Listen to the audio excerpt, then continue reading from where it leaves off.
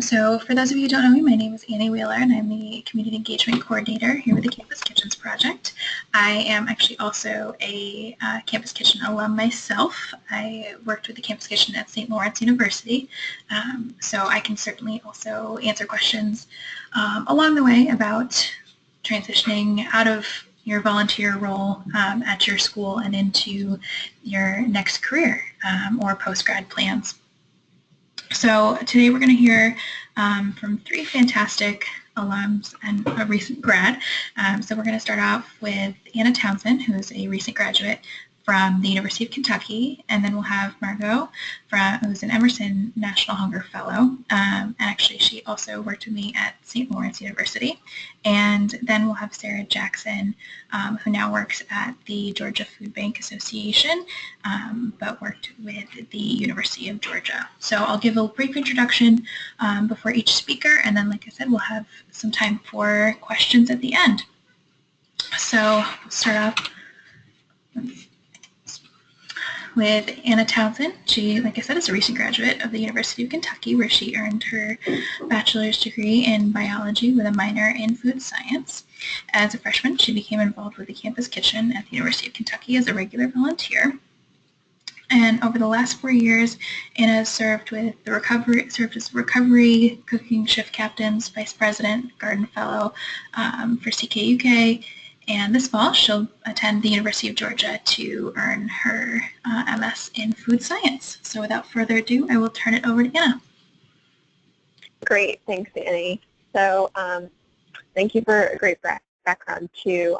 I'll just briefly mention how I got started with CKUK. So when I was a second semester freshman, I received an email through the Honors College at the University of Kentucky.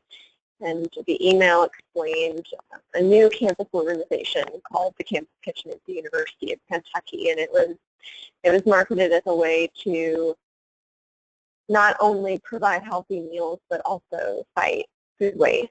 And so I started off as a regular volunteer, and for me, this is a way to be able to cook with my peers, since I loved to cook and eat growing up with my family. And being in a dorm room, you don't have the ability to cook as easily. Usually you don't have convenient access to a full kitchen. So this enabled me to continue my love for cooking, but also direct it toward a really important issue in our communities, which is hunger and also food waste. So it started off with just being a resume builder, but eventually it became my motivation to be a scientist and a researcher. In having my biology background, I was able to incorporate a lot of what I do with genetics and genomics into a way to fight hunger. So through my food science courses, I learned about many different issues with our food system and food waste. And a lot of the time, food waste can be accumulated because of, pathogens from different organisms, such as, viruses to bacteria. So what I started looking at, especially in my senior year, is, how can I, being a researcher in genetics, start to focus on the components in DNA of the bacteria and how they target our food system.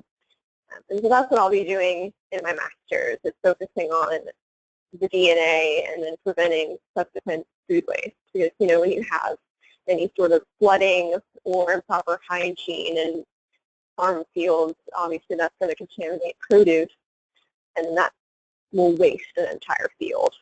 So it's looking at how can we study these microorganisms to determine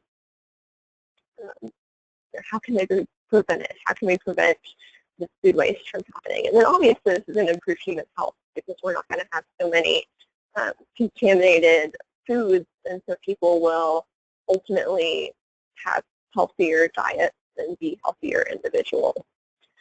And then also this picture of me on the slide, this past semester, I was the garden fellow in addition to being the vice president.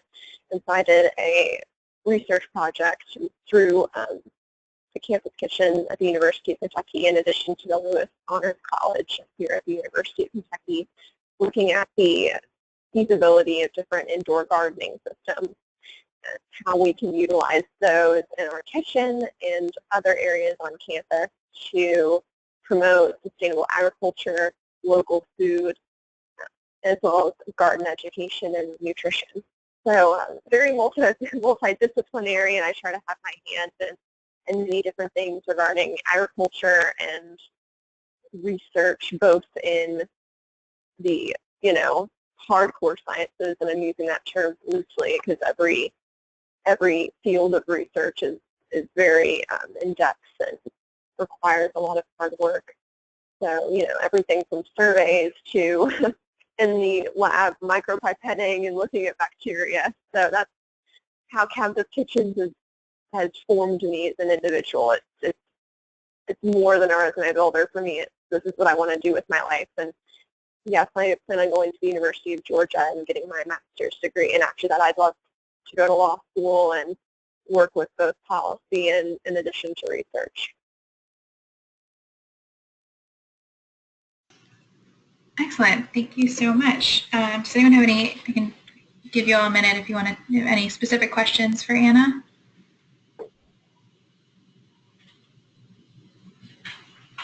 Or not, you can save them for the end too.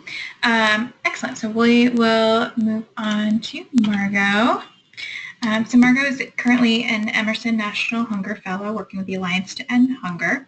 She graduated from St. Lawrence University in 2016 with a BA in Environmental Studies and Sociology. While at St. Lawrence, she was part of the Campus Kitchens leadership team and had roles of president, kitchen manager, shift captain, and our summer intern. So I will turn it over to you, Margot.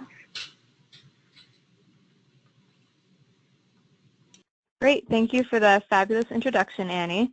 So I guess I'll start by talking about my experiences at St. Lawrence in Campus Kitchens, and then lead into where I am now, and then top it off with how I've been connecting my Campus Kitchens experiences with my job search that I'm currently in, and with my job search when I found this position. So to start, at St. Lawrence, my first experience with Campus Kitchens was as the SLU summer intern, which meant I went from having heard of Campus Kitchens on campus to being the person that coordinated the entire meal and secured all the food donations, coordinated the volunteers, did all of the grant reporting and all of that. And I initially, I think, was most interested in Campus Kitchens for the aspect of the food recovery and the sustainability component. But as I connected with our community members and our community base, I think I just grew to love the program, and I grew to love the community relationships and the people I was working with and my fellow volunteers. And so after that summer, I stuck with Campus Kitchens for essentially the rest of my time in college, and was a big part of the leadership team there. And I think for me, I majored in environmental studies and also sociology. So for me, I feel like Campus Kitchens kind of balances those things, and was almost a shift to being more interested in the sociological side of people and anti-poverty work. And so right now, I'm in a fellowship program called the Emerson National Hunger Fellowship, and it's run through the Congressional Hunger Center. And it's a two-part fellowship. It has a field portion and a policy portion. And the goal is to develop leaders that are aiming to end hunger. And so for the field portion, I was placed in Chicago, and I worked at a homeless service agency called La Casa Norte. And I had a variety of projects there. I think the three largest were developing a nutrition curriculum with a group of homeless youth, and then implementing it with them to meet their nutrition goals or to work towards them, and developing a resource guide for the network of food pantries that we are connected with, and then reaching out to new donors in the area for an in-kind donation drive targeted specifically around supplementing the types of donations you get for holiday meal drives, but that are also essential in making a good food for a family. So that was my field work in Chicago. And then I came to DC, and I'm working at the Alliance to End Hunger. The Alliance is a nonprofit coalition and advocacy group that attempts to build the collective will to end hunger. And it does that by convening faith groups, nonprofit groups, and corporate groups or private sector groups, which is a really unique intersection. And my project here has mainly been to develop the Alliance's framework around racial justice and racial equity. And so the Alliance has a bunch of frameworks: hunger as a health issue, hunger as a national security issue, hunger as an agriculture issue. And I've been working on researching and developing this framework, basically just asserting that we really can't, completely eliminate hunger if we don't look at it as a racial equity issue too. And that has taken the form of writing a background paper, organizing convenings, and webinars, and eventually targeting it towards a larger scale day of action. So that's my work so far. And then lastly, how I connected the two. I found that in my work here, even not necessarily in a job interview context, but in my personal life, it's been really helpful to connect the two to think about how the stories of people really impacted by hunger, because I think the policy advocacy world tends to be a little bit far away from that. So I think it's really important in that sense to remember that. But even in an interview context, I think the policy world really values those stories.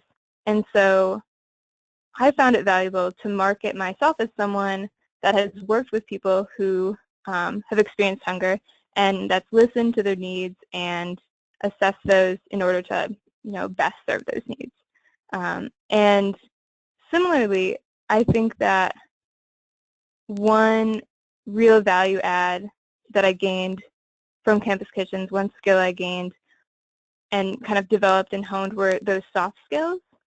I think it's hard in an interview to talk about empathy and listening skills and active listening and make them sound legit sometimes.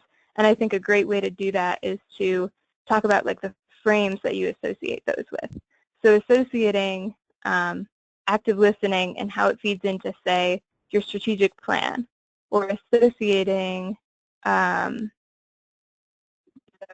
empathy and care you use and associating that with an intersectional framework would be a great way to legitimize some of those soft skills. And then I think the last thing that has really helped me to market myself in jobs and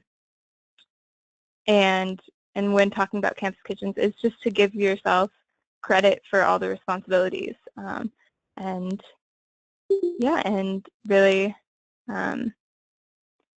understand that a lot of the skills in Campus Kitchens directly relate not just to the nonprofit world, but to the business sector world as well. And those are easy connections to draw. So I think that's all from me, but I'm glad to take any other questions.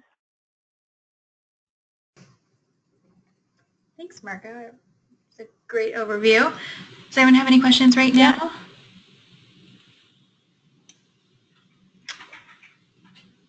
All right, we will. Oh, and I should. Go ahead. I should also give a quick shout out to my Campus Kitchens leadership team at St. Lawrence. Any of them are on the line. We love those St. Lawrence kids. Yeah. We're a little biased. It's great.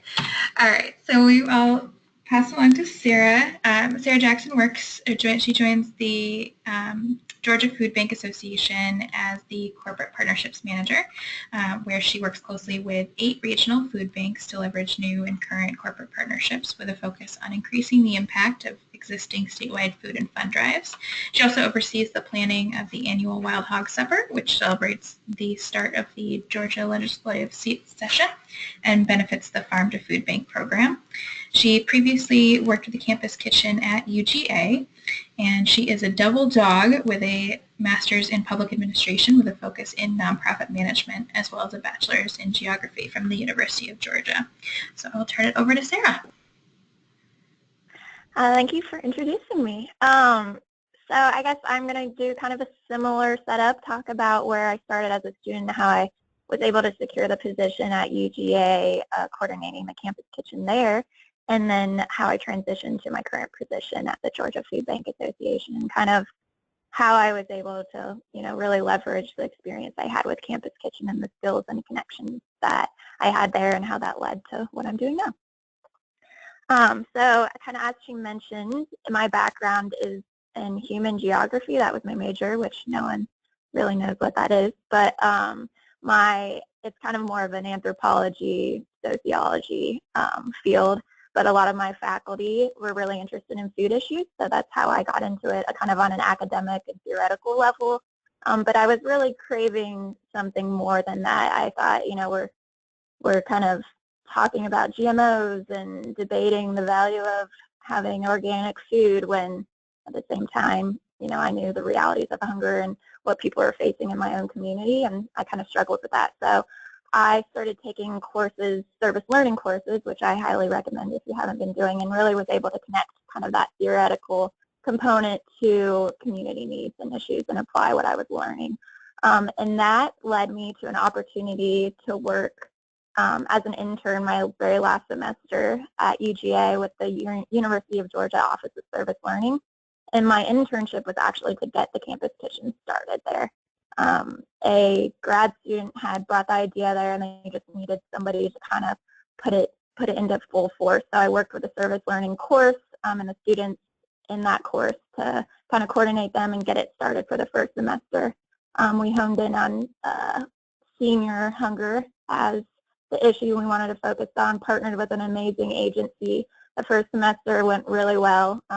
We only had a few big meals that took place that semester, but because it was so successful and there was such a need where I was in Athens for seniors, a big service gap there, the UGA Office of Service Learning decided that they wanted to create a full-time position for the campus kitchen coordinator, and so I was able to continue in that position. Post-graduation, actually worked for UGA full-time, overseeing campus kitchen, also managing an AmeriCorps Vista grant, among other programs, but primarily, creating the campus kitchen, growing it, increasing it, developing a leadership team, securing donors, everything. So it was really an amazing experience. I feel very lucky that I had that opportunity because, to be honest, when I was kind of coming out of my senior year, kind of wondering what type of skills I had, a lot of it was very academic, how is this going to be applicable? And I was honestly able to learn a lot during that initial internship, and when I first started that job, I had kind of the conceptual skills around, what is hunger and what demographics are affected, but I didn't have the real skills of what type of programming is going to actually have an impact on people. So I really had to learn on the job. I didn't know that much about food other than what I'd read, and I started actually working in a university garden. So I was given a lot of opportunities to kind of explore what I was good at, what skills I needed to develop, grant writing, volunteer management, all of that was kind of learned on the job. So I was fortunate that they trusted me and gave me that opportunity. But I ended up staying there and running that campus kitchen for 4 years and able to get my master's during that time in public administration.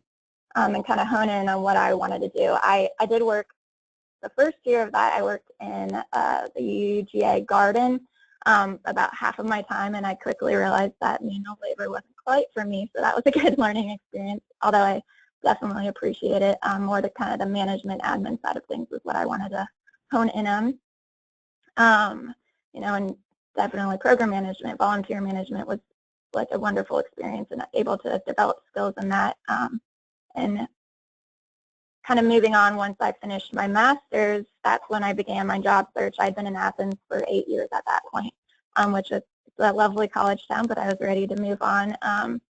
And I was really able to leverage primarily, and just for your reference, the connections I made in Campus Kitchen were just fundamental for me being able to find another job in the field, even in just nonprofits in general. I assume it's like this across the country, but especially in Atlanta, it's very competitive. Our generation is very interested in working in this field, which is wonderful, but that means it can sometimes be hard to get jobs. So having connections with the agencies I worked with during Campus Kitchen, the food banks I worked with during Campus Kitchen, was basically the reason I could get my foot in the door in other cities in Georgia, because they had connections there. I had a mentor at one of our primary partner agencies I became really close with. So she helped me with my resume, my cover letters, all of that. She knew what other nonprofits would like to see. So that was really helpful. And then ultimately what led me to my next job in Atlanta was that I had worked pretty closely with the food bank in Athens. And their executive director actually sits on the board and is the chairman of the board for my current organization, the Georgia Food Bank Association. So when I applied for that job, I emailed him, and he was able to kind of make the connection and connect me with now my current boss. So that I don't know if I would have been able to get my foot in the door otherwise, because there were a lot of applications coming in. So really having those personal connections and having people know the work I'd done, knew the experience I had, was really fundamental to finding new opportunities in the field and continuing what I was passionate about. So I feel very fortunate. So, of course, I wanted to stay in state and work, but the overall kind of benefit of working this Campus Kitchen network is that it's nationwide. So if you are looking for jobs elsewhere, you have this entire Campus Kitchen network, which is really a neat opportunity. So I definitely encourage you to leverage that network when you can. And so that led me now to my current job. After I finished up my master's, I moved to Atlanta, and I work for the Georgia Food Bank Association, which supports Georgia's now 7 regional food banks across the state. So I'm no longer doing any of the direct service work per se, but our role is basically to support the food banks. That means secure resources. We do a lot of legislative work, and we also just coordinate anything that requires statewide coordination, like for example with our Farm to Food Bank program that requires a lot of logistics and coordination around that. So we're kind of the umbrella organization that helps and supports them in those ways. And ultimately, of course, to become hunger-free Georgia. So currently in this position, I'm overseeing corporate partnerships. It's a little different than what I was able to do before, but I was really able to kind of connect what I've been doing before, because I've been working with a lot of food donors and corporate agencies in that way. So I was able to translate that experience when I was interviewing, saying, yeah, I've worked with corporations, I've done grants management and all of that, and that was something that they were certainly looking for. So the Campus Kitchen experience there was fundamental to being able to secure this job. And in this current position, I'm primarily overseeing statewide food and fund drive competitions. So it's basically like a Raise the Dough, but with different industries. And it's a 2-week competition. It's very similar, like an online platform. We just finished up the one we do with the legal industry. So I've been working with the Attorney General, the Georgia Bar Association, to get lawyers across and law firms across the state to compete. And it raises a significant amount of revenue for our food banks across the state. And I've also just started a competition with technology companies across the state, and we do one with accounting companies, so our accounting firms. So that's primarily what I oversee, in addition to some other things. But it's really interesting work now. I'm not as directly linked to the clients and the food, which is sometimes hard for me because I really enjoyed that work. But having that experience has been fundamental to being good at this current job, because I'm much more knowledgeable about the needs of clients. I can communicate to potential donors about the issues of hunger. I can communicate to them about the needs of the food banks, because I've done that type of work on the groundwork. I know the challenges they face. I know the resources they need to have a real impact on the community. So I'm able to communicate that better because I have that experience. And I guess that kind of sums up where I am now and what I'm doing. But I guess kind of some final words and comments if you are interested in continuing this field, particularly in nonprofits, and you're not, maybe even if you're not quite to graduation, I really suggest going out and looking at what jobs are available and what you might potentially be interested in and seeing what skills they want you to have. Because Campus Kitchen, there's so many opportunities that you can get involved in. So if you're looking into jobs and you realize you're kind of interested in grant writing, for example, you could work with your Campus Kitchen to draft the next sub-grant and things like that. Campus Kitchens give you a lot of opportunities to get experience, and they can also help you learn how to leverage that and translate that and as you're looking for jobs and as you're communicating to potential organizations and companies about what experience you have. So that would be my suggestion. And I think that basically sums it up. Does anyone have any questions? Thanks, Sarah. That was great. And I do want to just sort of echo what you said about the Campus Kitchen Network. We were at over 60 schools now, and so if you take into consideration all of those volunteers, faculty and staff, supporters, as well as all of our alums, we have a huge network. So I definitely encourage you all to stay connected. We do have a LinkedIn group. I'll send that link out in the email after this is over. But even if you're not graduating yet, it's a great place to connect with other Campus Kitchen volunteers and also stay in touch with our newsletter as well. So I'll definitely send out all that information in the follow-up email. So does anyone have any questions? And do we still have Anna on the line? Yes, I'm still here. Okay, good. Sorry. So if anyone had any questions, looks like, all right, Melissa asked, so she said, I'm currently a graduate assistant overseeing Campus Kitchen on campus, and I currently have a student who graduated and is having some separation anxiety from Campus Kitchen and the volunteer programs that we have there. Does anyone have any advice for me to help him moving forward? So helping a recent alum move forward with it since he's not connected with Campus Kitchen anymore.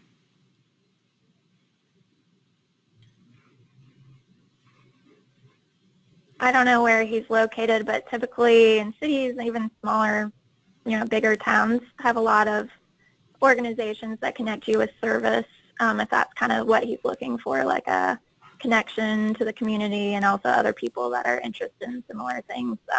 I know like in Atlanta, there's something called Community Bucket where they do volunteer projects like a couple times a month, and then there's like a social component outside of it that might kind of help with the transition to something new. I also wanted to add that you shouldn't be afraid to start something on your own. If he or she feels comfortable in starting their own campus kitchen or their own, program, whether it's, partnering with University Fighting World Hunger or whatever it might be, that's so doable. And as long as you recruit the right people and have a strong network behind you, you can do so much for whatever community that you've moved to. Absolutely. We've got some... Sure, and this is Margot. Oh, go ahead. This is Margot speaking. Just to echo what Sarah said, yeah, I think there's so many food banks across the country that would really value volunteers, or that do really value volunteers. And I know getting engaged with groups like that has really helped me stay connected in the policy sphere. So I'm sure that's true for this student as well. It could be true. Absolutely. And Melissa, so I think research and finding out what sort of the local community offers would be step one. We've got some great partnerships with some other organizations that have similar mission and values to ours as well. So if you're, really running into a sticking point, feel free to contact me, and I'd be happy to help do some additional research and find out who might be in his area.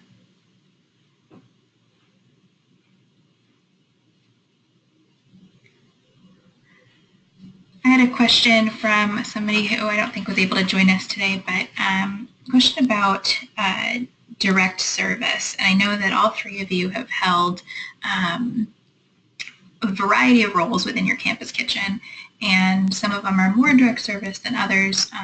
Maybe you could each talk a little bit about how to sell those different roles, marketing, whether you're focusing on leadership team growth or being in the garden or serving those community meals, some sort of thoughtfulness about how to bring that direct service to the forefront.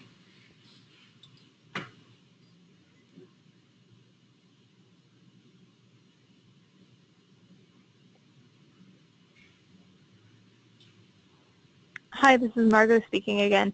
I'll go first if the others want some time to think. I feel I have been doing this a lot recently as I've been applying for jobs, and I also just finished the field portion of my field and policy placement. So the field portion was very direct service centric. And I think I would suggest two things. One, that the student or individual focuses on quantifiable things, so talks about the direct service in terms of the number of community partnerships built and the strategic plan used to implement them, and very structured things like that. Since direct service tends to be it tends to have a lot of soft skills that are also really valuable, but adding those numbers helps to quantify them and helps to reinforce the value of that. And I think the other thing would be to talk about the communities and the needs of the communities and the voices in the communities. I think that there's a lot of value in hearing what the community wants and responding directly to that, and I think that more and more nonprofits have been understanding that value, especially at a higher level, and prioritizing the needs of impacted communities, or at least I'd like to think that they have been to a greater extent. So understanding that and expressing that you understand that, I think, is really valuable as well. Absolutely. Thanks, Margot. Sure. Anna or Sarah, did you guys have anything else you wanted to add to that one, or do we have any other questions? I think Margot covered it pretty well. I think especially the quantification side is having those facts and figures makes it so much easier to express to other community partners and to administration and other people in your community.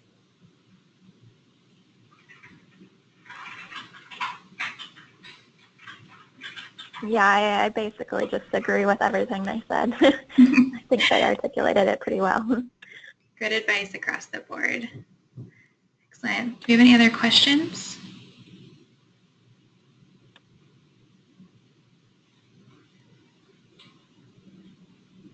Hello, my name is Taylor. I'm from the Northwestern Campus Kitchens, and I had a question about our great opportunity to help those struggling with hunger and get to individually impact our clients, and I'm wondering if you guys have had experience with addressing the underlying issues of hunger and food insecurity, whether that's financial insecurity, disabilities, or anything along those lines. I can contribute this time. This is Sarah. One of my, and this doesn't, I guess, directly address any of the underlying issues you just mentioned, but I think it kind of highlights some creative ways you can address it. One of my favorite programs we developed at the Campus Kitchen at UGA was our Lunch Buddy program.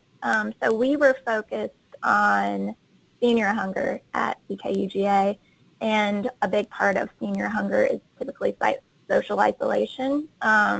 Social isolation, it just aggravates food insecurity primarily because they are not communicating with community members or family members that they need help. They don't have that network or those connections, so they're oftentimes struggling. But also social isolation can lead to depression, poor nutrition, things associated with that. So we developed a program called Lunch Buddy that was designed to address that, and it basically matched a student with a isolated senior that was already being served by Campus Kitchen typically, where they would actually go to the individual's home and eat the lunch with them rather than just dropping it off. And they would ideally do it for at least 2 semesters was the goal, so it could be more of a sustained relationship. But they had the opportunity to actually develop a relationship with them And we also tracked the data as to how, if the senior was eating more, and then also tracked, before and after the program, self-reported data on their food insecurity levels. And we were able to track a pretty significant increase in their nutrition and the amount they were eating. And so we found that to be a really rewarding program, not only for the senior that the student was eating with, but also with the students, because a lot of students, maybe apart from their grandparents, aren't working with older adults a lot. So this was really an opportunity for them to kind of have a local grandparent around, and they found it extremely rewarding. But also kind of in a larger context, thinking about our economy, older adults, as we probably all know, are increasing at a significant amount. I think they say like 10,000 people every day are turning 65 or something like that. So more and more, I think people are going to need to understand and recognize the needs of seniors. So the fact that these students were getting the opportunity to work with seniors one-on-one is a really good opportunity just moving forward any field they decide to go into. So I think it really had a multi-tiered opportunity with this program, not only addressing social isolation and hunger, but also exposing students to older adults and giving them an opportunity to work with older adults. And a lot of them, after doing the Lunch Buddy program, realized they wanted to work with older adults moving forward. Also, I think I can. Go ahead. No, you go ahead. I was just going to say, Taylor, you can also take a look on our website. We've got a couple of resources, and it's in the drop-down menu under our work, Rural Hunger Solutions and Going Beyond the Meal. Both of those have best practices and examples of ways that our different campus kitchens across the country have looked at some of those underlying root causes of hunger and tried to combat that. So I definitely encourage you to check those out as well. Thank you very much.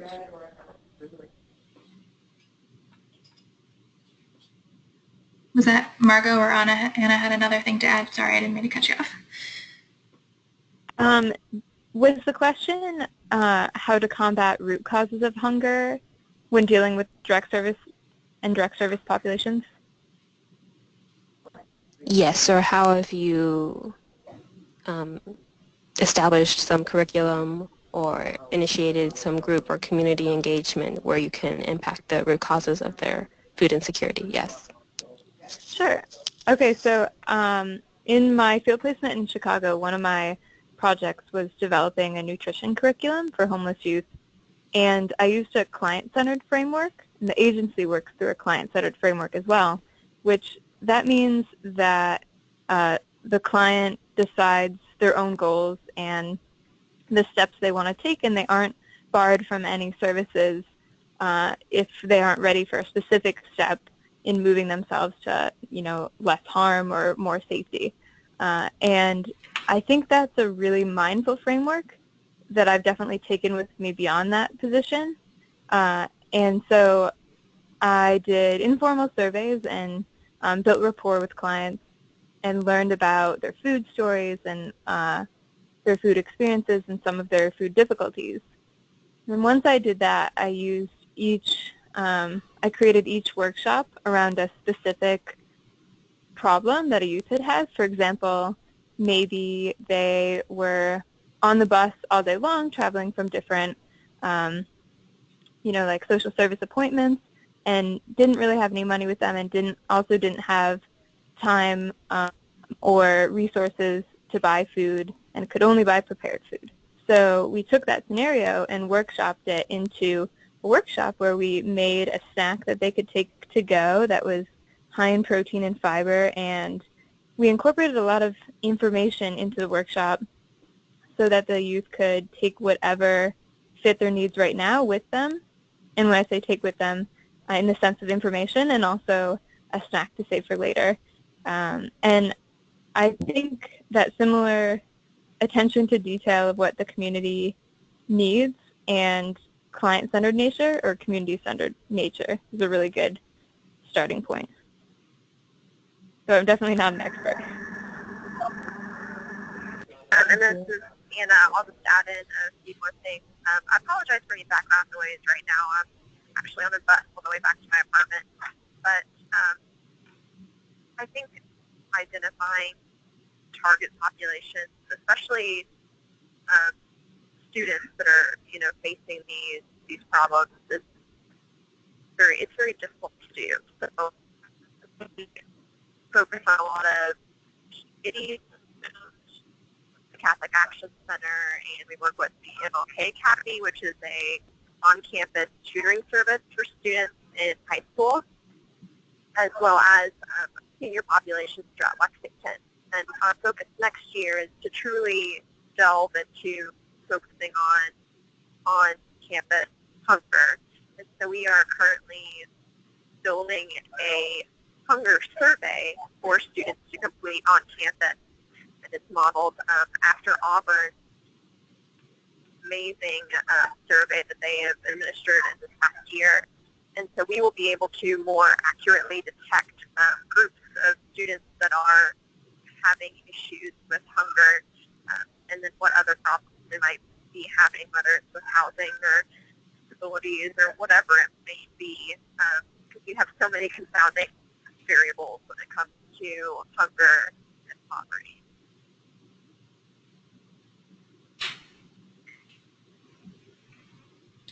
Excellent. Thank you all. We probably have time for one more question.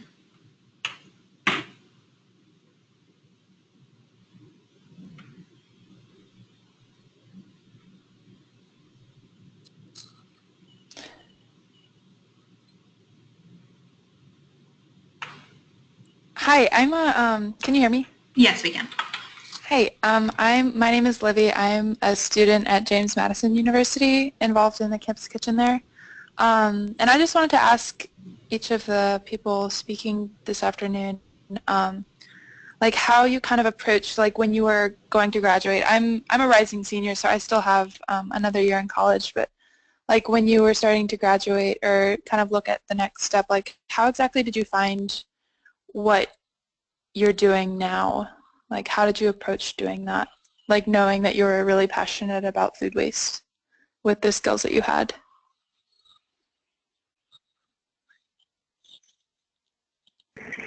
So this is Anna. It's definitely a journey. When I was a sophomore in college, I had absolutely no clue what I wanted to do with my biology major. I was really struggling. I didn't know if I wanted to go to medical school or what I wanted to do.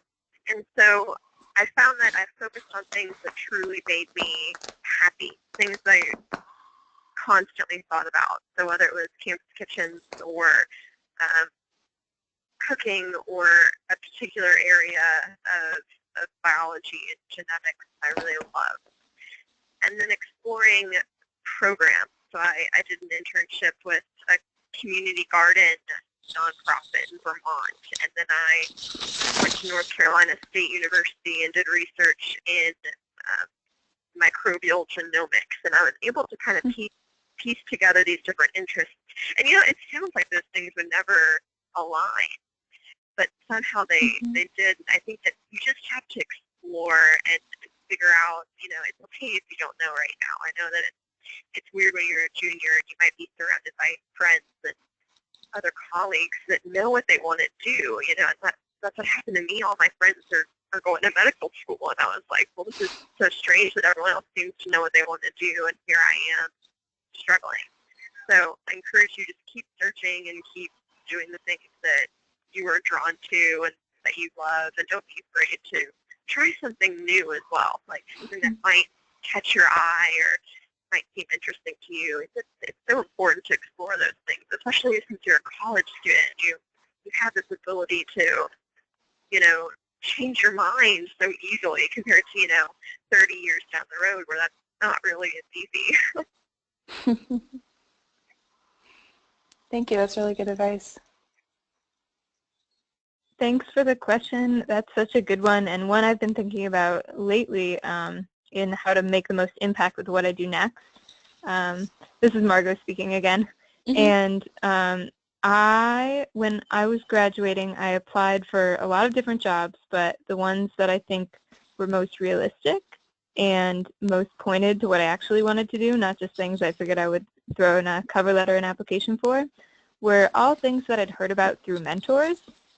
And I actually heard about the program I am in now through a mentor, and I found it really valuable to sit down with all of the former supervisors I'd had for different internships and ask them their advice, and be very intentional about that, but especially if you can find a mentor that's a more recent graduate.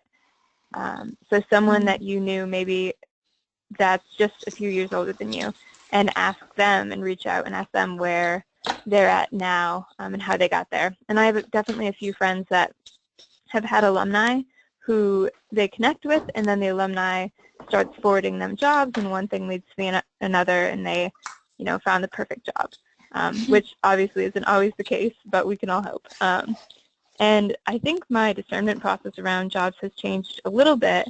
I think now that I've had a little bit of experience, and now that I understand a little bit more that I want to be doing anti-poverty work, and that I'm more certain about the direction, I've started to think about how I can most effectively make change, and what skills do I have, and what skills can I build, and what are skills that, maybe I'm just not good at math or statistics or chemistry, and I can't build change or impact change in the world in that way, and that's fine. But on the other hand, what are my areas of growth, and then like picking jobs around that, and kind of job descriptions around that.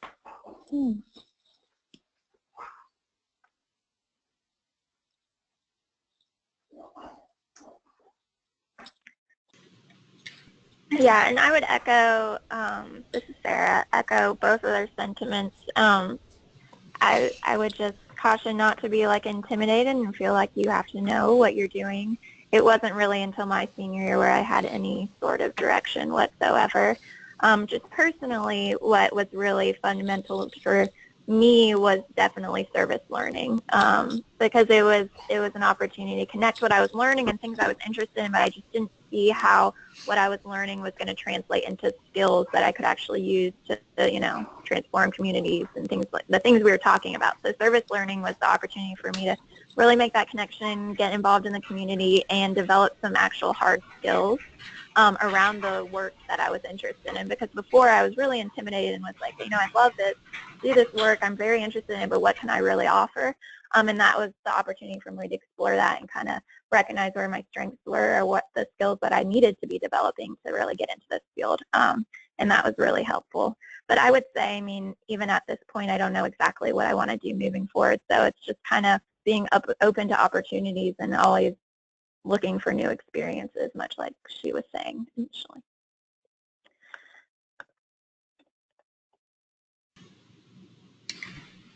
Fantastic. Well, thank you all so much. Especially thank you to Anna, Margot, and Sarah for being willing to share some of their experience and how Campus Kitchen brought them to where they are now, and to all of you for joining us and some great questions. So like I said, I will be sending out the recording of the webinar in just a little bit, along with some of those links to our LinkedIn group as well as our newsletter, so that you can stay connected. And certainly if you have any questions for any of our speakers or for me, you can feel free to respond to that email that I'll send out in just a little while. So thank you again, and I hope you have a great rest of your day and lovely weekend. Great. Thank you, Annie.